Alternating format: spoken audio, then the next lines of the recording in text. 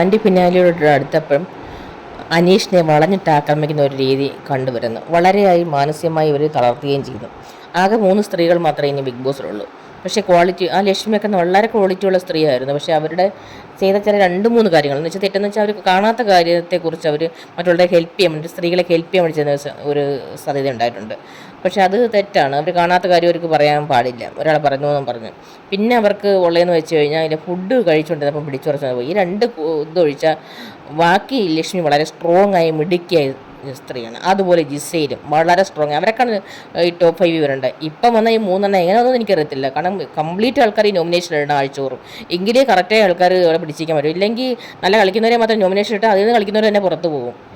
ഇനി എനിക്ക് ഒരു ഡൗട്ടുണ്ട്, വോട്ട് മാത്രം നോക്കിയാണ് ബിഗ് ബോസ് ഔട്ടാക്കുന്നതെന്ന്. ഇപ്പോൾ വന്ന ഈ 3 പേര് എങ്ങനെ ഫൈനലിൽ വന്നു എനിക്കറിയില്ല. ഒരു ക്വാളിറ്റി ഇല്ലാത്ത 3 പെണ്ണുങ്ങൾ, ഒരു ക്വാളിറ്റി ഇല്ല. കാരണം എന്ന് വെച്ച് കഴിഞ്ഞാൽ അനീഷ് അന്ന് സ്റ്റോർ റൂമിൽ കയറി ബാറ്ററി എടുക്കാൻ വേണ്ടി.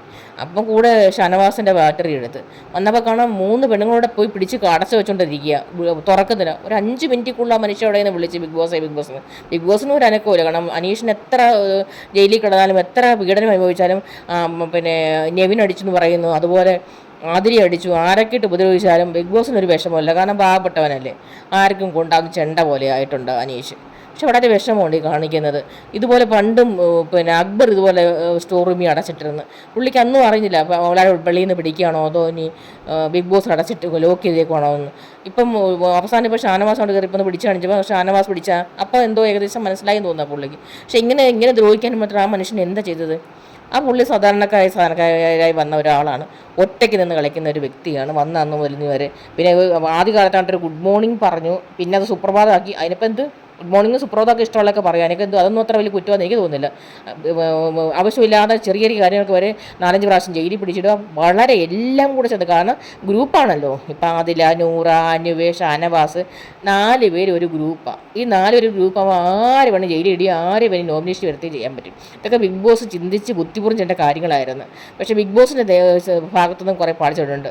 അടുത്ത സീസൺ മുതൽ ഈ ഇലക്ഷന് വോട്ടിംഗ് ഒന്നും വേണ്ട. ഇപ്പം PR ഉണ്ട്, പിന്നെ കോളേജുകൾ കയറി ഇറങ്ങി ഓരോരുത്തർക്ക് വോട്ട് പിടിച്ച് വോട്ട് ചെയ്യിക്കുന്നു. ഇതൊന്നും ആവശ്യമില്ല.